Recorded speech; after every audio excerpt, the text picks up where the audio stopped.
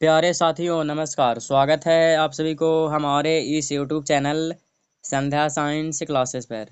कैसे हैं आप लोग? मैं उम्मीद करता हूं आप सभी स्वस्थ और स्वस्थ होंगे और अपने पढ़ाई पे ध्यान दे रहे होंगे।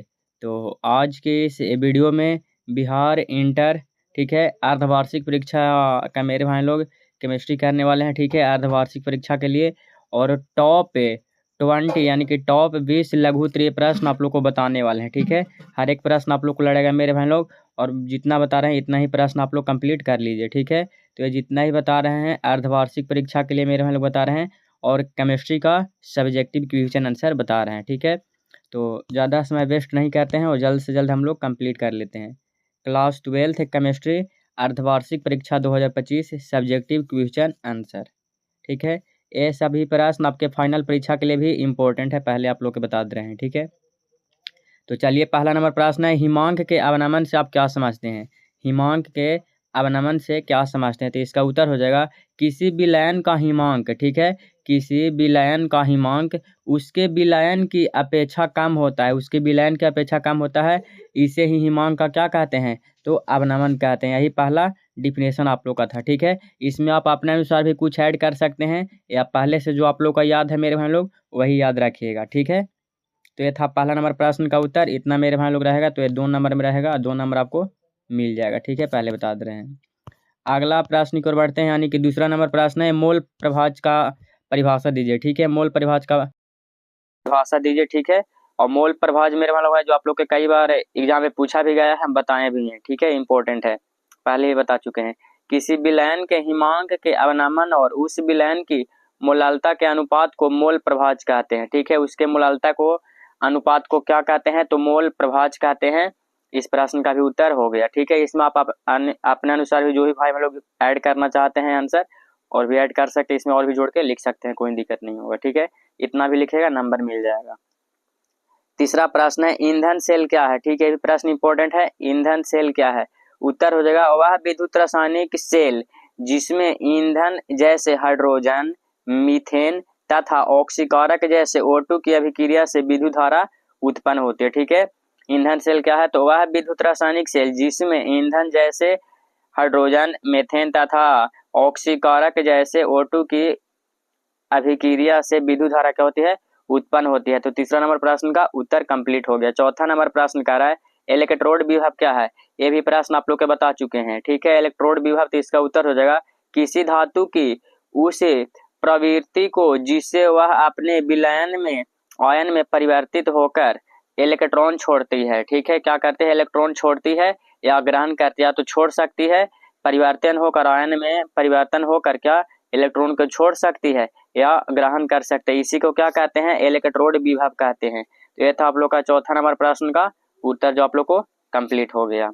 ठीक है, अगला प्रश्न है 5वां नंबर, की अभिक्रिया की कोटि का परिभाषा दीजिए। ठीक है, इसका उत्तर हो जाएगा किसी रासायनिक अभिक्रिया में अभिकारकों के सांद्रण पर निर्भर घातों का योग अभिक्रिया की कोटि कहलाता है। ठीक है, किसी रासायनिक अभिक्रिया में अभिकारकों के सांद्रण पर निर्भर घातों का योग अभिक्रिया की कोटि कहलाती है। तो 5वां का उत्तर कंप्लीट हो गया। ठीक है, थोड़ा सा फास्ट में और जल्दी जल्दी करवा दे रहे हैं मेरे भाई लोग, ताकि आप लोग का एग्जाम मतलब टाइम से होगा मेरे भाई लोग, उससे पहले आप लोग देख लें। ठीक है, 6ठा नंबर प्रश्न कह रहा है कि शून्य कोटि की अभिक्रिया क्या है? इसका उत्तर हो जाएगा वह अभिक्रिया जिसमें अभिक्रिया के दर अभिकारकों की सांद्रता पर निर्भर नहीं करते हैं। ठीक है, किस पर?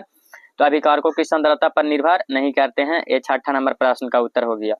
7वां नंबर नहीं, इसमें आंसर ऐड किए हैं। 8वां है गोल्डन संख्या क्या है? क्या है? गोल्ड संख्या या गोल्डन संख्या। ठीक है, सोने की बिले को जमाने से बचाने के लिए आवश्यक रक्षक कोलाइड। ठीक है, आवश्यक जो उसका होता है रक्षक कोलाइड की न्यूनतम मात्रा mg में गोल्ड संख्या कहलाती है। इसी को क्या कहते हैं? तो गोल्ड संख्या कहते हैं। ठीक है, 8वां नंबर ये प्रश्न था। अगला प्रश्न है यानी कि 9वां नंबर, आकृति चयनात्मक उत्प्रेरण क्या है? आकृति चयनात्मक उत्प्रेरण क्या है? इसका उत्तर हो जाएगा ऐसे उत्प्रेरण जिसमें उत्प्रेरक की रंध्रों का आकार और आकृति अभिकारकों व उत्पादों के आकार के अनुसार क्या करती है? कार्य करती है। ठीक है, 9वां नंबर प्रश्न का उत्तर इतना लिख लीजिएगा। 10वां नंबर प्रश्न क्या कर रहा है? फास्फोरिक अम्ल का रासायनिक सूत्र लिखना है। तो इसका सूत्र क्या होता है? H3PO4 होता है। क्या होता है? H3PO4 होता है। और इसका संरचना सूत्र मेरे भाई लोग इस प्रकार से बनेगा। ठीक है, इसका संरचना सूत्र देख सकते हैं, इस प्रकार से बनेगा, आप लोग बना लीजिएगा, 2 नंबर मिल जाएगा। ठीक है, अगला प्रश्न 11वां नंबर, ओजोन ऑक्सीकारक एवं अपचायक दोनों की तरह व्यवहार करता है। ठीक है, व्यवहार क्यों करता है तो यहाँ पे समझिए। ऑक्सीकारक PbS से क्या बना? PbSO4 बन गया। और अपचायक में O3 प्लस O2 F2 से क्या बना? तो O2 plus F2 plus O2 बन गया। ठीक है, इतना उत्तर लिख दीजिएगा। अगला प्रश्न 12 नंबर, HCl, HBr, HF एवं HI को अम्लीय शक्ति के बढ़ते क्रम में लिखे तो सबसे पहले HF हो जाएगा, फिर HCl हो जाएगा, HBr हो जाएगा और HI हो जाएगा, इस प्रकार से हो जाएगा। ठीक है, इसको क्या करना है? कुछ नहीं, इस प्रश्न का सिर्फ क्रम में सजाना था। ठीक है, अगला 13 नंबर प्रश्न है, उत्कृष्ट गैसों क्या है? ठीक है, तो उत्कृष्ट गैस क्या है? He है, Ne है, Ar है, Kr और XCN और N, ये सब क्या है? उत्कृष्ट गैस है, जिन्हें आवर्त सारणी के समूह 18 में रखा गया है। इसको क्या? आवर्त सारणी के 18 समूह में रखा गया है। और ये निष्क्रिय गैसें हैं। ठीक है, क्या है? निष्क्रिय गैस है। ऑब्जेक्टिव में भी आएगा कि उत्कृष्ट गैस कौन से समूह में रखा गया? तो 18 में। अगला प्रश्न है 14 नंबर है, संक्रामक तत्व जटिल यौगिकों का निर्माण क्यों करते हैं?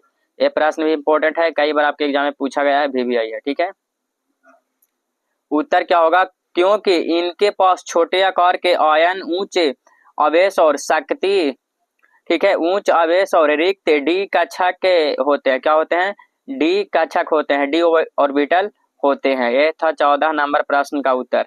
15 नंबर है, परिशोधित स्पिरिट किसे कहते हैं? लगभग 95% अल्कोहल युक्त एथेनॉल विलयन को परिशोधित स्पिरिट कहते हैं। ठीक है, ये था 15 नंबर प्रश्न का, और परिशोधित स्पिरिट मेरे भाई लोग का उत्तर हो गया।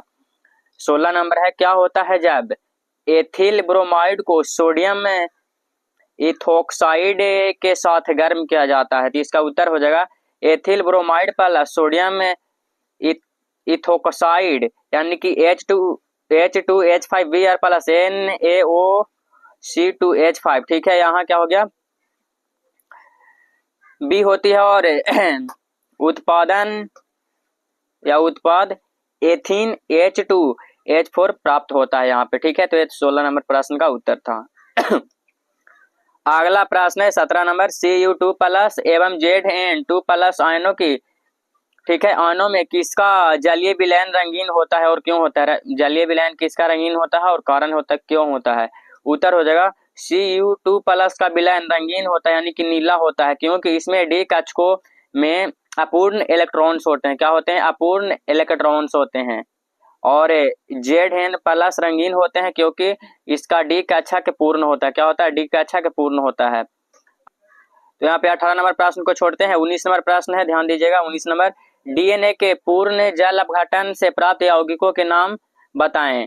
ठीक है, तो डीएनए के पूर्ण जल अपघटन से उत्पादन क्या होगा? शर्करा हो जाएगा, फास्फोरिक अम्ल हो जाएगा, नाइट्रोजन से क्षारक हो जाएगा ATGC। ठीक है, और लास्ट प्रश्न है 20 नंबर, निम्नलिखित में एक एक उपयोग बताएं पैरासीटामोल और टिंचर ऑफ आयोडीन। ठीक है, उत्तर हो जाएगा पैरासीटामोल ज्वार एवं दर्द निवारक दवा है। पैरासीटामोल क्या है? बुखार को कम करता है, आप लोग जानते ही होंगे।